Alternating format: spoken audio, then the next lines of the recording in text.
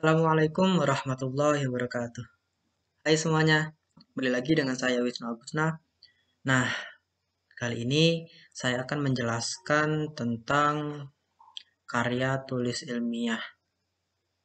Apa itu karya tulis ilmiah dan apa yang akan saya jelaskan? Untuk mempersingkat waktu, langsung saja kita ke videonya. Berikut. Selamat menonton.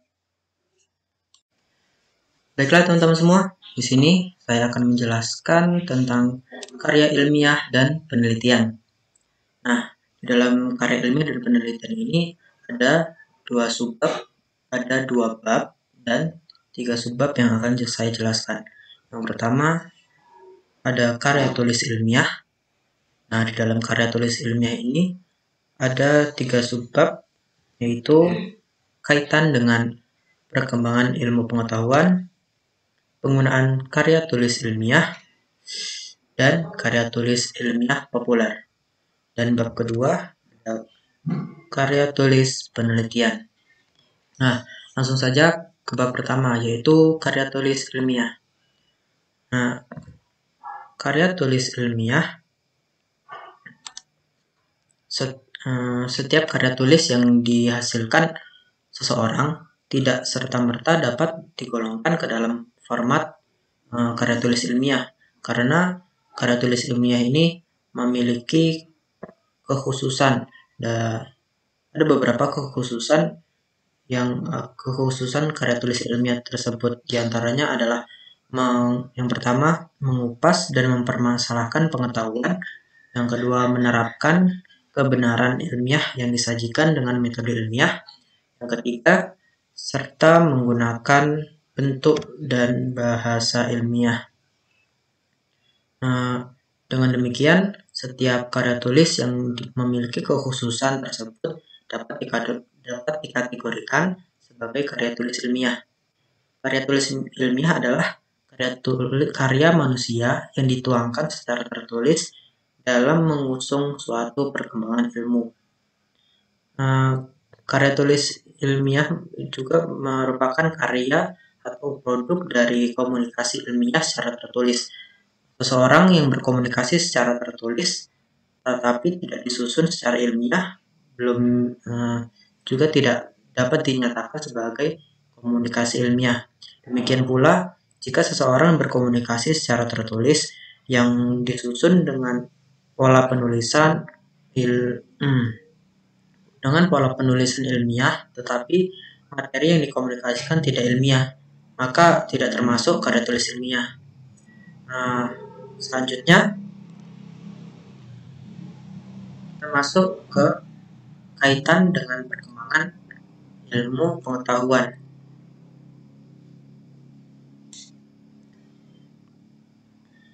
Karya tulis ilmiah ini mengusung permasalahan keilmuan. Materi yang dituangkan dalam tulisan ilmiah berupa gagasan ilmiah, baik berupa hasil kajian ilmiah maupun hasil penelitian yang disajikan dalam karya tulis ilmiah tersebut. Gagasan-gagasan itu merupakan gambaran-gambaran perkembangan ilmu pengetahuan yang terekam dalam tulisan ilmiah. Mungkin saja terdapat pula perkembangan ilmu pengetahuan yang belum dikomunikasikan secara tertulis dalam karya ilmiah. Namun, pada umumnya perkembangan ilmu pengetahuan itu hampir sering disajikan dalam bentuk karya tulis ilmiah. Berbagai kajian dalam suatu penelitian itu pada dasarnya dimaksudkan untuk menciptakan perkembangan ilmu pengetahuan.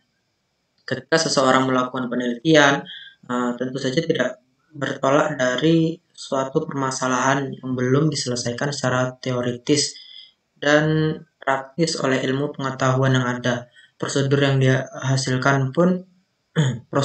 dihasilkan penelitian yang dilakukan dalam rangka mengatasi masalah tersebut harus dapat dideskripsikan dalam bentuk laporan hasil penelitian. Dari laporan tertulis itulah pembaca dapat memahami atau mengakui keabsahan dan keselarasan kajian ilmiah yang dilakukan. Nah, selanjutnya ada pengguna karya tulis ilmiah. Nah, pengguna karya tulis ilmiah ini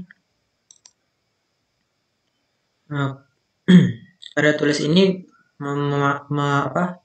menandai keberagaman pemikiran manusia dan perkembangan ilmu pengetahuan. Semakin banyak tulisan ilmiah, maka semakin beragam pula pemikiran manusia dalam memunculkan perkembangan ilmu pengetahuan. Oleh karena itu, kemampuan menyusun karya tulis ilmiah ini harus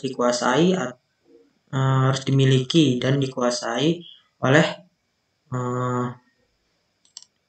para ilmuwan, praktis, profesional, para pengajar, dan para pelajar dan mahasiswa.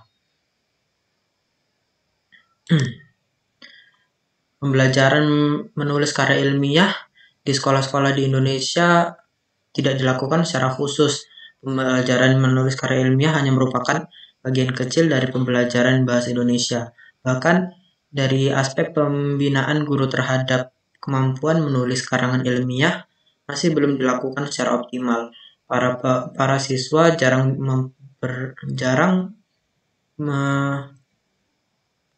memperoleh masukan dari guru berupa koreksi terhadap karangan ilmiah yang dibuatnya.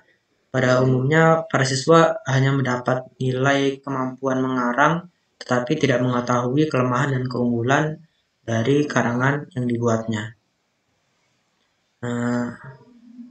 Selanjutnya, karya tulis ilmiah populer. Karya tulis ilmiah populer itu ialah tentang ilmu yang dikenal orang banyak dan ditulis secara ilmiah sedemikian rupa sehingga mudah dipahami oleh rata-rata pembacanya. Nah, yang dimaksud populer di sini ialah dikenal dan mudah dipahami oleh orang banyak. Penulis karangan ilmu pengetahuan populer itu menulis informasi dan kata-kata yang rata-rata pembacanya akan mengerti. Gaya bahasa dan dalam karangan ilmu pengetahuan populer itu tidak formal, kata-katanya tidak khas teknis, jadi bahasanya bahasa biasa. Jika terpaksa digunakan istilah teknis, maka istilah itu segera diikuti definisi dari kata teknis tersebut, sehingga pembaca umum dapat memahami maksud tanpa banyak usaha mencari arti dari kata teknis tersebut. Dalam hubungannya dengan penulisan karangan ilmu pengetahuan, mungkin arti istilah populer itu adalah lawan kata yang berarti teknis. Selanjutnya, ada karya tulis penelitian.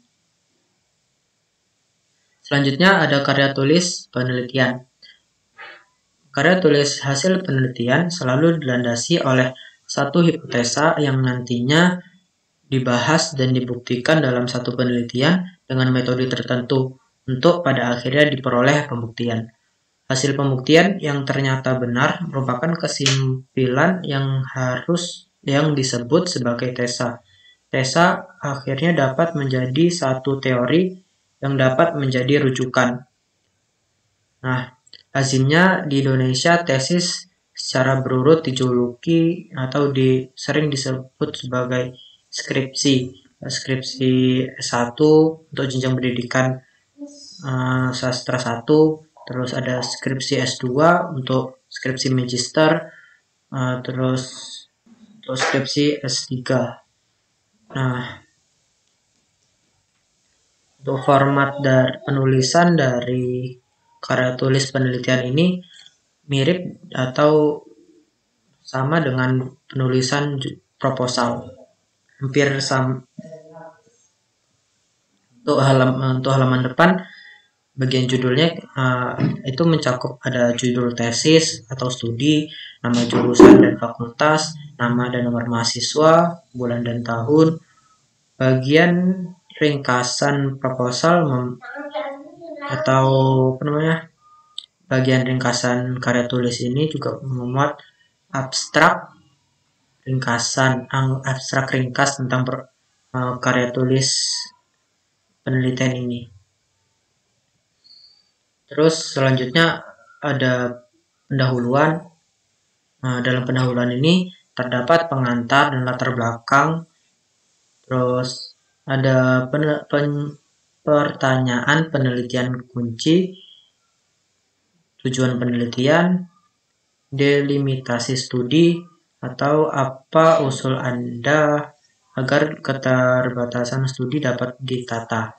Terus yang terakhir ada signifikasi penelitian.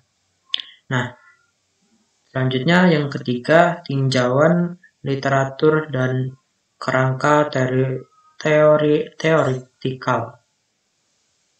Nah, di dalam sini isinya adalah tinjauan atas karya terdahulu dalam bidang yang dikaji dan yang relevan dengan pertanyaan penelitian. Selanjutnya, prosedur penelitian.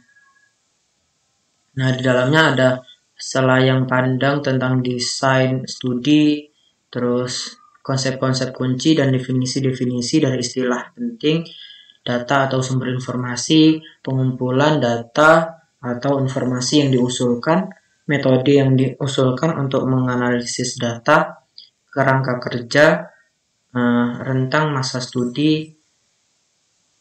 Nah, itu saja. Terus kemudian yang terakhir itu ada referensi. Daftar semua karya yang disetir dalam proposal yang direferensi dengan benar dan baik, itu istinya. Terus ada beberapa segi yang perlu diperhatikan dalam menyusun bagian-bagian utama proposal penelitian. Mungkin hanya ini dapat saya sampaikan. Kurang lebihnya saya mohon maaf. Saya akhiri. Wabillahi taufiq wal hidayah. Assalamualaikum warahmatullahi wabarakatuh.